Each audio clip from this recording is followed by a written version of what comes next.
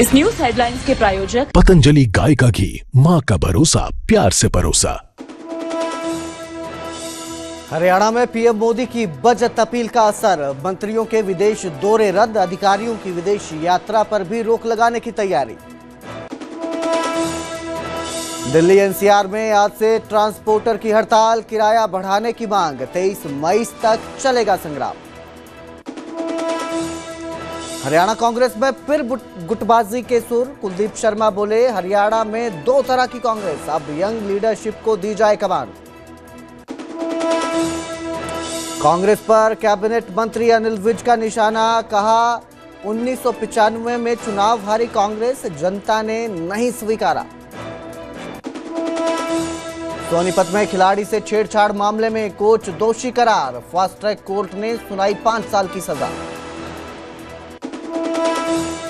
के प्रायोजक पतंजलि गाय का घी, माँ का भरोसा, प्यार से परोसा।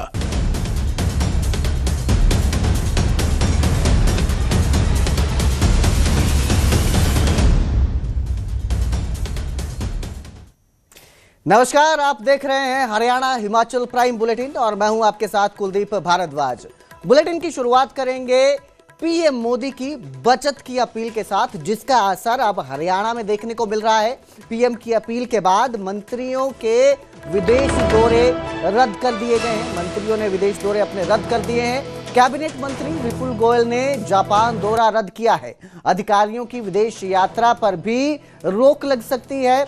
जल्द सरकार इसको लेकर गाइडलाइंस जारी कर सकती है। तो प्रधानमंत्री नरेंद्र मोदी ने अपील की है लोगों से, जनता से, कि जिस तरह से खाड़ी देशों में हालात बने हुए हैं, तनावपूर्ण हालात हैं, उसके बाद विदेश दौरे कुछ समय के लिए रोकने की अपील की गई है प्रधानमंत्री मोदी की तरफ से, और उसका असर अब हरियाणा में साफ साफ नजर आ रहा है। जिस तरह से कैबिनेट मंत्री विपुल गोयल जो जापान के दौरे पर जाने वाले थे, उन्होंने अपना दौरा रद्द कर दिया है। इसके साथ ही जो सरकारी अधिकारी हैं उनके दौरे भी रद्द करने की तैयारी में सरकार है। सरकार की तरफ से गाइडलाइंस इसको लेकर जारी की जा सकती है। मुख्यमंत्री नायब सिंह सैनी ने भी कुछ समय पहले अपना विदेश दौरा रद्द कर दिया था। उसके बाद अब कैबिनेट मंत्री ने विदेश दौरा रद्द कर दिया है।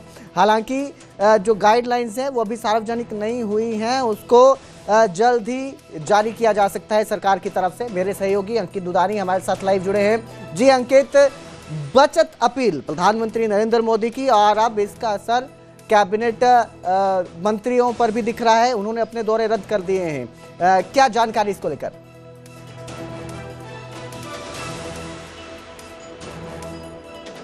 ने अपना काफिला कम किया, जो मंत्री थे उन्होंने अपना काफिला कम किया और कई मंत्री साइकिलों पर चलते हुए नजर आए। तो अब उसी क्रम के अंदर विदेशी दौरों की जहां तक बात है, क्योंकि ये भी अपील में कहा गया था कि 1 साल तक विदेशी दौरा ना करें, तो उसी में की कड़ी में चलते हुए हरियाणा सरकार अब फैसला लेने जा रही है कि जो सरकारी कर्मचारी और अधिकारी है, अगर बिल्कुल इम्पोर्टेंट नहीं है तो उनको छुट्टी नहीं दी जाएगी। अभी हालांकि गाइडलाइंस बनाई जा रही हैं, वो नोटिफिकेशन जारी हुआ नहीं है। नोटिफिकेशन जैसे ही जारी हो जाएगा तो उसके ऊपर पूरी तरह से रोक लग जाएगी, लेकिन उससे पहले ही असर दिखना शुरू हो गया है। कैबिनेट मंत्री विपुल गोयल है, उनको जापान जाना था। गीता जयंती महोत्सव का उत्सव होता है हर साल, विदेश में कहीं ना कहीं एक कंट्री चुनी जाती है, तो अब की बार जापान के अंदर हो रहा है, तो वहाँ उन्होंने कैंसिल किया है। वहीं सीएमओ के एक अधिकारी को जाना था तो उन्होंने भी अपना कैंसिल किया है। बिजली विभाग के कुछ अधिकारियों को जाना था तो उनको भी मंजूरी नहीं मिली, उनको भी कैंसिल करना पड़ा है। और आने वाले दिनों के अंदर जब नोटिफिकेशन जारी हो जाएगा तो उसके बाद सभी जो विदेशी दौरे हैं, कर्मचारी हो, अधिकारी हो, नेता हो, उनके दौरे अगर बिल्कुल इम्पोर्टेंट नहीं है तो रद्द होते हुए नजर आएंगे। जी अंकित, विदेश दौरे जो रद्द किए जा रहे हैं मंत्रियों के, जिनको मंजूरी नहीं दी जा रही है, तो सरकारी दौरे हैं, क्या कोई निजी दौरे पर जाना चाहता हो अधिकारी, उसको लेकर भी कोई गाइडलाइंस जारी हो सकती हैं? बिल्कुल बिल्कुल, निजी दौरे पर भी कोई जाना चाहता है तो उसको भी छुट्टी नहीं मिलेगी। कहीं ना कहीं वो भी क्योंकि मंजूरी सरकार से लेनी होती है, और मंजूरी जब सरकार, वो तो अब गाइडलाइंस जब आ जाएंगी तो उसके बाद ही पता लगेगा कि गाइडलाइंस के अंदर क्या आता है। तो निजी अगर दौरा है तो उसके अंदर क्या शर्तें रखी जाती हैं, तो वो अभी गाइडलाइंस आने के बाद पता लगेगा, लेकिन कहीं ना कहीं सरकार सख्ती के मूड में है। जी बिल्कुल अंकित, तो फिलहाल जो है अभी इजाजत नहीं दी जा रही है, मंजूरी नहीं दी जा रही है। इसके साथ ही जो काफिले हैं वो भी आधे कर दिए गए हैं। इसके अलावा भी कोई दिशा निर्देश जारी किए गए हैं सीएम की तरफ से?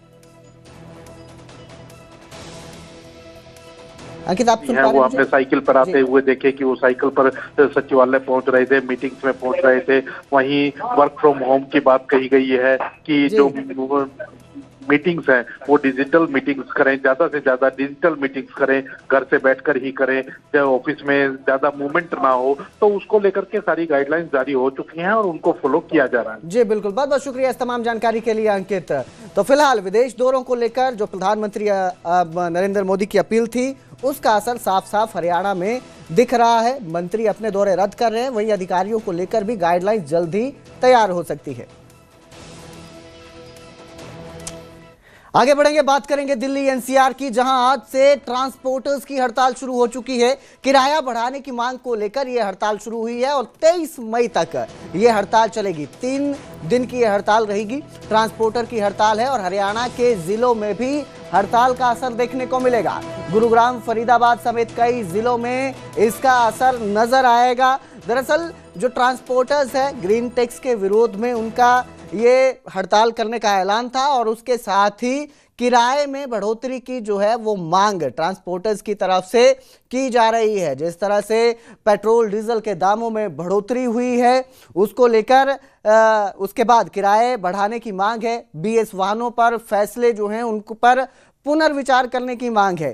ट्रांसपोर्टर सेक्टर्स के लिए राहत नीति की मांग भी की जा रही है। हड़ताल जो कर रहे हैं प्रदर्शनकारी, उनका कहना है कि प्रशासनिक और टोल समस्याओं का समाधान भी निकलना चाहिए। ग्रीन टैक्स जो बढ़ोतरी की गई है उसके विरोध में ये हड़ताल की गई है। 3 दिवसीय हड़ताल का ऐलान किया गया है और असर इसका देखने को मिलेगा। दिल्ली एनसीआर के इलाके में इसका असर देखने को मिल रहा है और काफ़ी हद तक जो है ट्रांसपोर्टर्स जो है, कमर्शियल व्हीकल जो हैं, उनकी एंट्री नहीं होगी। मेरे सहयोगी धर्मवीर शर्मा गुरुग्राम से हमारे साथ लाइव जुड़े हुए हैं। जी धर्मवीर, हड़ताल का ऐलान किया गया था और आज से ये शुरू हो रही है, कितना असर देखने को मिल रहा है इसका? बिल्कुल, देखिए जो ट्रांसपोर्टर्स हैं उन्होंने हड़ताल का ऐलान किया है। उनका सीधे तौर पर कहना है कि जो दिल्ली में BS4 जो कमर्शियल वाहन है उनके ऊपर पूर्ण प्रतिबंध लगा दिया जाएगा नवंबर 2026 से। तो उसका वो लोग विरोध कर रहे हैं। साथ ही जो ग्रीन टैक्स बढ़ाया गया है उसका विरोध कर रहे हैं। साथ ही उनका कहना है कि जो किराया है उसमें बढ़ोतरी की जाए।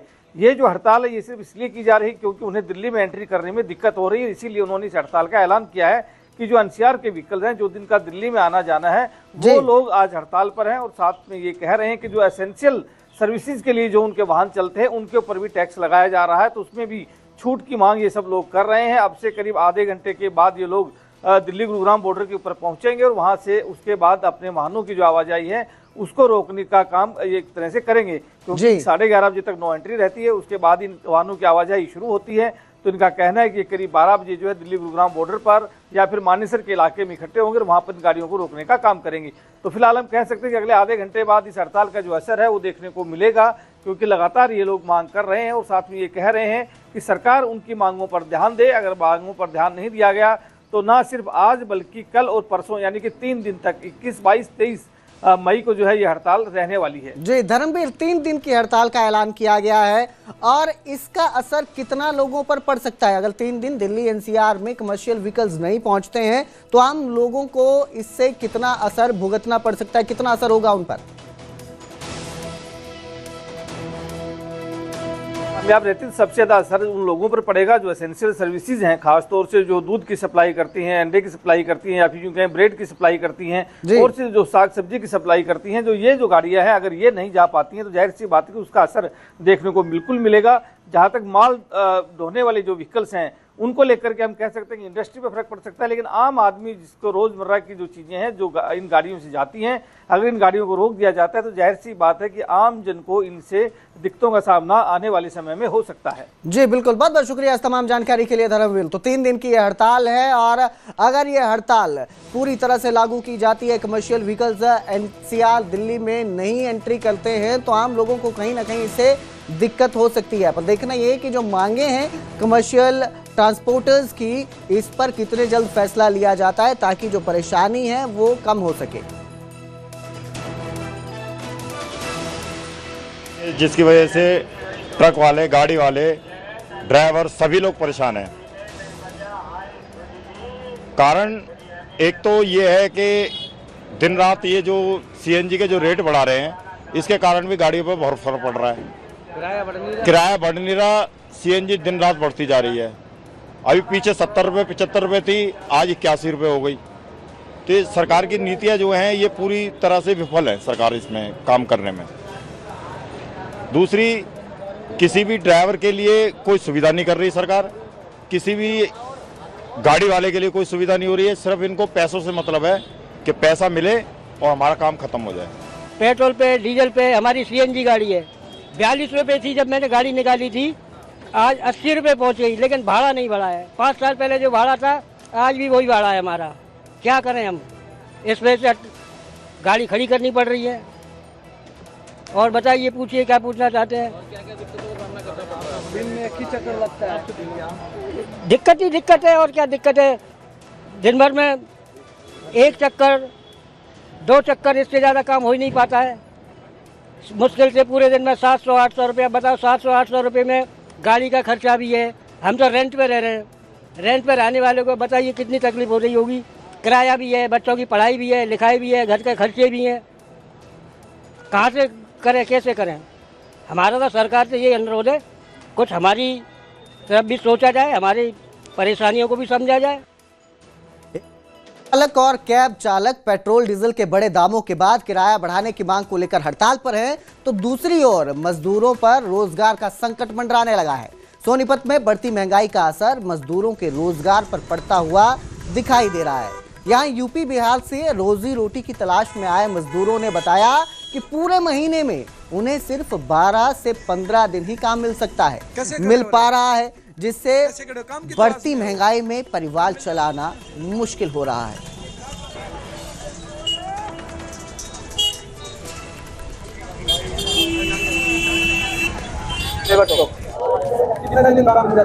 महीने में 12,000 लगता है, 25 दिन क्या करोगे? नहीं लगता तो घर चले जाते बस। और अब बात करेंगे हरियाणा की सियासत की। हरियाणा कांग्रेस में फिर गुटबाजी के सुर दिखाई दे रहे हैं। कांग्रेस नेता कुलदीप शर्मा का बड़ा बयान सामने आया और उन्होंने कहा कि हरियाणा में 2 तरह की कांग्रेस चल रही है, अब यंग लीडरशिप को आगे लाना चाहिए। भूपेंद्र सिंह हुड्डा अब 80 साल के हो जाएंगे।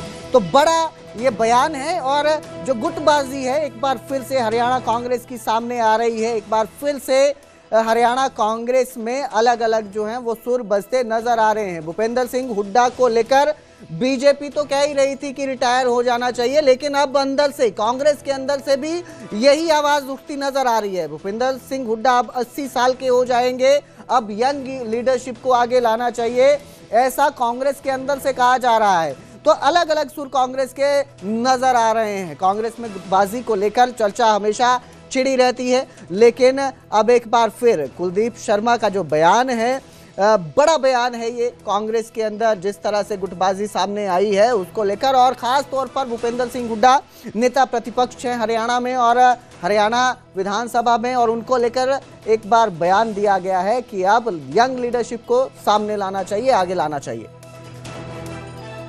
तो ये कहना था, ये बात और कोई कहता नहीं है, मैं कहता हूं कि चौधरी भूपेंद्र सिंह हुड्डा को इसमें एजेंट नहीं बनाना चाहिए और खुद 2 बार के मुख्यमंत्री रहे व्यक्ति को बनना भी नहीं चाहिए।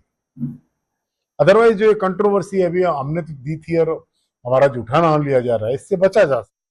लेकिन चौधरी भूपेंद्र सिंह हुड्डा 15 सितंबर को 80वें साल में चले जाएंगे। मेरा ये मानना है कि हरियाणा में यंगर लीडरशिप को, यूथफुल लीडरशिप को चांस देना चाहिए। मैं बेबाक होकर कहना चाहता हूं कि 2 तरीके की कांग्रेस चल रही है हरियाणा में। एक वो कांग्रेस है जो कांग्रेस की हाई कमांड के लिए प्रतिबद्ध है, जो राहुल गांधी, सोनिया गांधी, प्रियंका गांधी और खड़गे जी को लीडर मानते हैं। एक वो कांग्रेसी भी है हरियाणा में जो किसी व्यक्ति को लीडर मानते हैं, वो जैसे कहें वो चलेंगे, कोई किसी से संबंधित है। ये एक वास्तविकता है, इससे क्या क्या मुंह छुपाएंगे। कोई किसी से संबंधित है, कोई किसी से संबंधित है, लेकिन कांग्रेस से तो सभी संबंधित है। राहुल, अब विधायक नहीं आए हैं वहां पर गुड़गांव में, सांसद नहीं आ पाए हैं। उधर हरियाणा के कैबिनेट मंत्री अनिल विज ने कांग्रेस और राहुल गांधी पर निशाना साधा। उन्होंने राहुल गांधी पर निशाना साधते हुए कहा कि जनता कांग्रेस और राहुल गांधी को स्वीकार नहीं कर रही है। कांग्रेस 95 चुनाव हार चुकी है। राहुल गांधी जी, मैं आपको बताना चाहता हूं कि जो ये दो नाम आप ले रहे हैं, मोदी जी और अमित शाह जी, ये देश के सेवादार हैं। ये दिन रात मेहनत करके इस देश को आगे लेके जा रहे हैं। जब तुमने सरकार छोड़ी थी, हमारी इकोनॉमी 14वें नंबर पे थी। आज हम तीसरे नंबर पर पहुंचने पर। हर क्षेत्र में हमारी सरकार की देखरेख में तरक्की हो रही है। और आपको कम से कम जनता का फैसला तो मानना चाहिए। आप अपनी बातें खुल के कहते हैं, कहनी चाहिए, कहने का अधिकार है, प्रजातंत्र है, परंतु जनता उनको स्वीकार नहीं कर रही है। आप लगभग 95 चुनाव हार चुके हैं। लोकतंत्र में सबसे बड़ा जज जनता होती है और जनता आपको कदम कदम पर हरा रही है, नकार रही है। तो वहीं आज मुख्यमंत्री नायब सिंह सैनी कुरुक्षेत्र के दौरे पर हैं। लाडवा में सीएम जनता की समस्याएं सुन रहे हैं।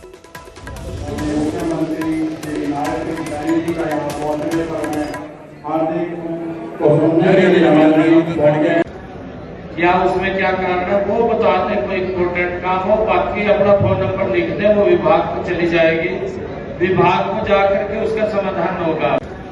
क्या उसमें क्या कारण है वो बता दें। कोई इम्पोर्टेंट काम हो, बाकी अपना फोन नंबर लिख दें। तो मुख्यमंत्री नायब सिंह सैनी जनता के दरबार में हैं। जनता का दरबार लाडवा में आज सजा हुआ है और यहीं पर मुख्यमंत्री नायब सिंह सैनी बैठे हुए हैं। जो भी अधिकारी हैं कुरुक्षेत्र के, वो भी यहां पर मौजूद हैं ताकि जनता की जो भी समस्याएं हैं उनका निपटारा किया जा सके, मौके पर ही समाधान निकाला जा सके। तो भारी तादाद में लोग पहुंचते हैं अपनी समस्याओं को लेकर, क्योंकि एक ऐसा मौका होता है जब डायरेक्ट मुख्यमंत्री उनकी बात सुनते हैं, उनकी समस्या सुनते हैं और अगर कहीं भी अधिकारियों की तरफ से या किसी भी वजह से उनकी समस्या का समाधान नहीं हो पा रहा है तो जनता को भी एक उम्मीद होती है कि आज उसका समाधान निकल जाएगा। मुख्यमंत्री जरूर उसका कुछ ना कुछ समाधान निकालेंगे और इसी को लेकर खुद मुख्यमंत्री नायब सिंह सैनी कुरुक्षेत्र के लाडवा में पहुंचे हैं, जनता दरबार में पहुंचे हैं, जहां जो भी फरियादी आएंगे, जो भी उनकी समस्याएं हैं वो आज मुख्यमंत्री के समक्ष रखेंगे। आला अधिकारी भी अलग अलग विभागों के यहाँ मौजूद रहेंगे, पुलिस से एसपी यहाँ पर मौजूद हैं, वहीं डीसी भी मौजूद रहेंगे कुरुक्षेत्र के, ताकि प्रशासनिक लेवल पर भी उन्हें कोई समस्या हो तो उसका समाधान आज निकाला जा सके। तो जनता के लोग पहुंच रहे हैं, समस्याएं सुनी जा रही हैं मुख्यमंत्री नायब सिंह सैनी की ओर से। जो भी उनकी समस्याएं हैं, चाहे वो प्रशासनिक लेवल पर हैं या कोई अन्य तरह की समस्याएं हैं, जिसका वो समाधान चाहते हैं, उसको लेकर ही मुख्यमंत्री आज यहाँ पहुंचे हैं।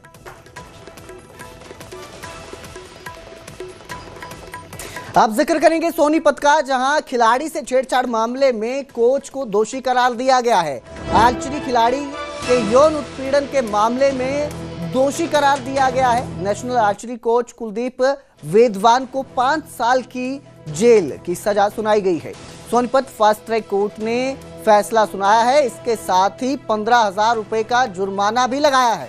ट्रायल में उसे होटल में जबरदस्ती ले जाने की कोशिश की गई थी, ये इल्जाम लगे थे, जिसके बाद अब फास्ट ट्रैक कोर्ट ने उन्हें दोषी करार दिया है कुलदीप वेदवान को, और 5 साल की सजा के साथ ही 15,000 रुपए का जुर्माना भी लगाया गया है। और अब जो फैसला है, आर्चरी कोच है, उन्हें ट्रायल के बहाने होटल में ले जाने के इल्जाम लगे थे, जिसमें अब वो दोषी पाए गए हैं और फास्ट ट्रैक कोर्ट ने फैसला सुनाते हुए उन्हें 5 साल की सजा के साथ 15,000 रुपए जुर्माना लगाया है।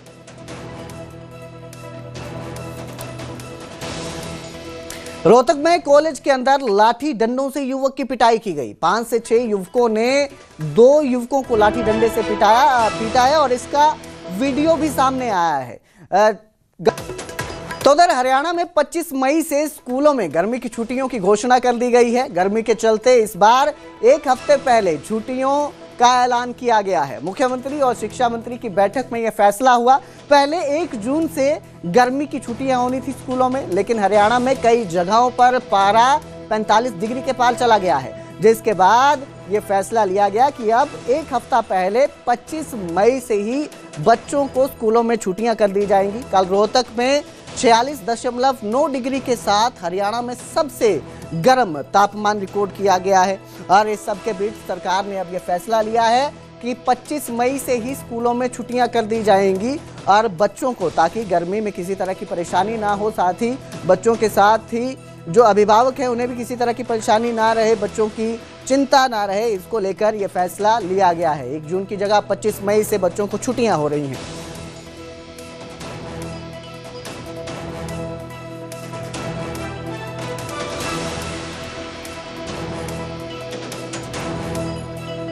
तो हरियाणा ही नहीं बल्कि पूरे उत्तर भारत में इस समय गर्मी का प्रचंड प्रहार देखने को मिल रहा है।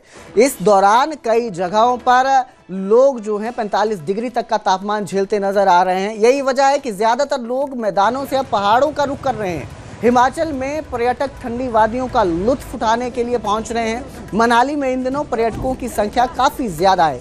यहाँ सैलानी रिवर राफ्टिंग का लुत्फ उठाते हुए नजर आ रहे हैं। मैदानी क्षेत्रों में इन दिनों लगातार गर्मी बढ़ती जा रही है और ऐसे में बढ़ती गर्मी से राहत पाने के लिए अब सैलानियों ने पहाड़ों का रुख करना शुरू कर दिया है, जिसके चलते इन दिनों हिमाचल प्रदेश के विभिन्न पर्यटन स्थल सैलानियों से गुलजार होने लगे हैं। इसमें मैं खड़ा हूँ ब्यास नदी के किनारे पर, जो रिवर राफ्टिंग पॉइंट है वहां पर मैं इसमें खड़ा हूँ। यहाँ की तस्वीरें सबसे पहले मैं दिखाना चाहूँ। आप देख सकते किस तरह यहाँ पर जो सैलानी मैदानी क्षेत्रों से यहाँ पर पहुंचे हैं, वे यहाँ पर आकर जो है रिवर राफ्टिंग का लुत्फ लेते हुए ब्यास की ठंडी जलधारा में नजर आ रहे हैं। फिलहाल अगर मैं अभी की बात करूं तो जहां एक और मैदानी क्षेत्रों में इसमें तापमान 30 से 35 डिग्री से ज्यादा जो चल रहा है, तो वहीं पहाड़ों पर जो तापमान वो इसके बिल्कुल विपरीत है। और ऐसे में जो सैलानी मैदानी क्षेत्रों से इन दिनों यहाँ पर पहुंचे हैं, वे यहाँ पर आकर जो है काफी खुश है और ब्यास की इस ठंडी जलधारा में जो है वो लुत्फ लेते हुए भी नजर आ रहे हैं। हम आपको ये तस्वीरें दिखाना चाहिए। आप देखते किस तरह जो सैलानी है वो यहाँ पर आकर जो है रिवर राफ्टिंग यहाँ पर जो है कर रहे हैं। तो इन तस्वीरों को देख रहे आप अंदाजा लगा सकते हैं कि कितना सुकून इन्हें यहाँ पर आकर जो है मिल रहा है। जिस तरह का जो ये सैलानी यहाँ पर पहुंचे हैं, ना केवल ये तस्वीरें यहाँ की बल्कि जितने भी जो पर्यटन स्थल है वो सभी इन दिनों यहाँ पर जो सैलानियों से गुलजार है। सैलानी यहाँ पर आकर जहाँ रिवर राफ्टिंग का लुत्फ उठा रहे, तो इसके साथ ही वे यहाँ पर आकर जो है जो पैराग्लाइडिंग है उसका भी जो है लुत्फ यहाँ पर जो उठा रहे हैं। और इसके साथ ही सैलानी जो है विश्व विख्यात रोहतांग दर्रा, शिमला पास और आसपास के क्षेत्रों में पहुंचकर भी जो है बर्फ के दीदार भी यहाँ पर जो है कर रहे हैं।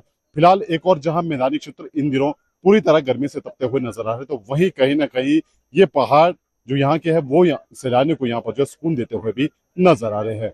मनाली से न्यूज़ 18 के लिए सचिन शर्मा।